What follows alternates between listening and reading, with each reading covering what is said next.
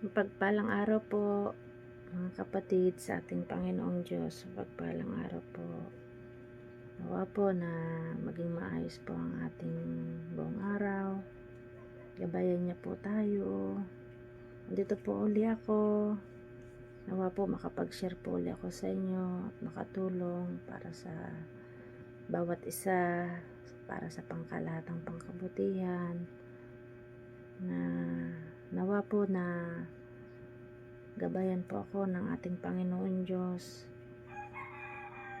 I-share ko po, mga kapatid, about sa paano po ba natin masasabi sa ating sarili na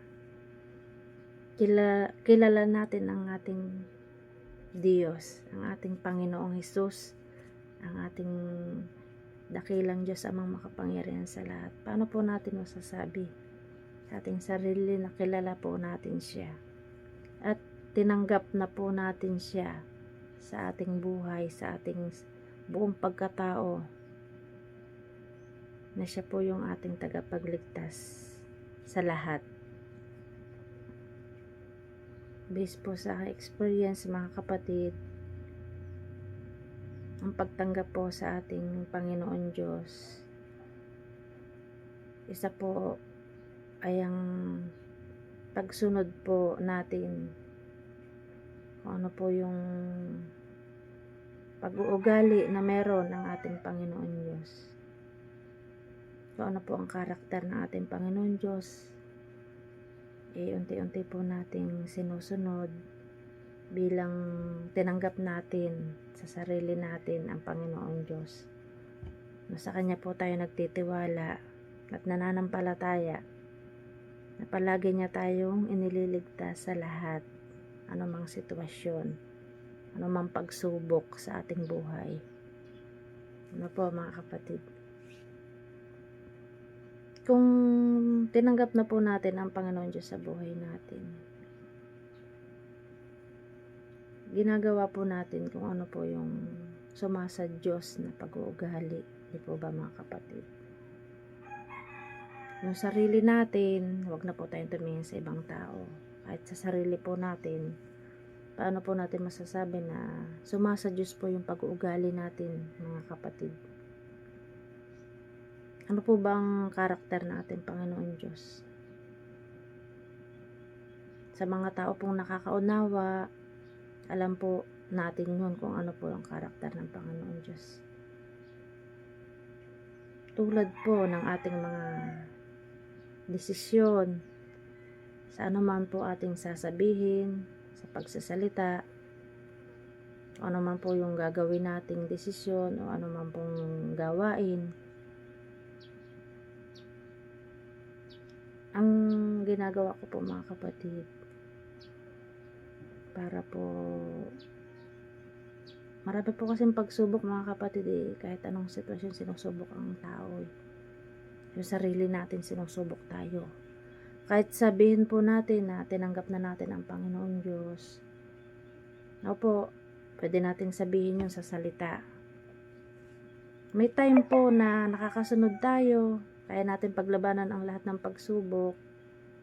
Pero meron pong pagkakataon na talagang hindi po natin maiwasan na tayo po ay nahuhook sa isang sitwasyon na hindi po natin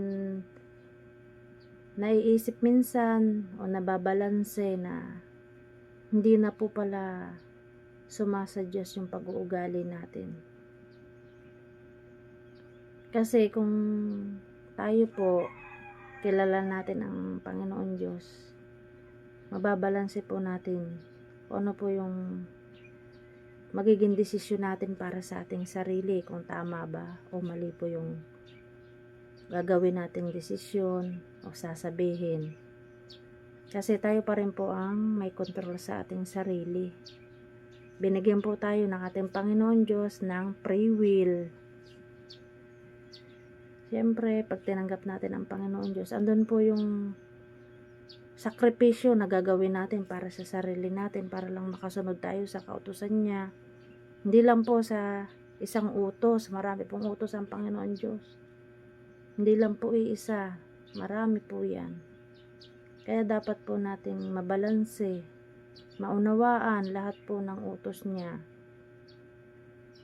mga kapatid. Kaya tayo po yung nakakakilala sa ating sarili. Tayo lang po makakapagsabi sa ating sarili at ang Panginoong Diyos lang ang nakakalam kung ano po yung laman ng ating puso, kung ano po yung totoo. Siyempre, mortal lang pa rin po tayo, mga kapatid. Tao pa rin tayo. Nagkakamali. Pero, kung tayo nagdadasal sa ating Panginoon Diyos at humihiling sa Kanya na huwag tayong pabayaan, i-guide niya tayo sa tama, matutuwid po tayo. May isip po natin yung kung ano yung tama, kung ano po yung liwanag na nagmumula sa Kanya, para po tayo ay makapagdesisyon kung saan po ang gagawin, kung ano po yung gagawin natin, na alam po natin sa sarili natin na kapag ang ginagawa po natin ay sumasa Diyos, may peace of mind po tayo, masaya po tayo, wala po tayong iniisip na negatibo. Yan po, tandaan natin mga kapatid. Yun lang po. Salamat po mga kapatid. Bye po, napahaba na po. Thank you. Salamat po, Ama. Thank you po.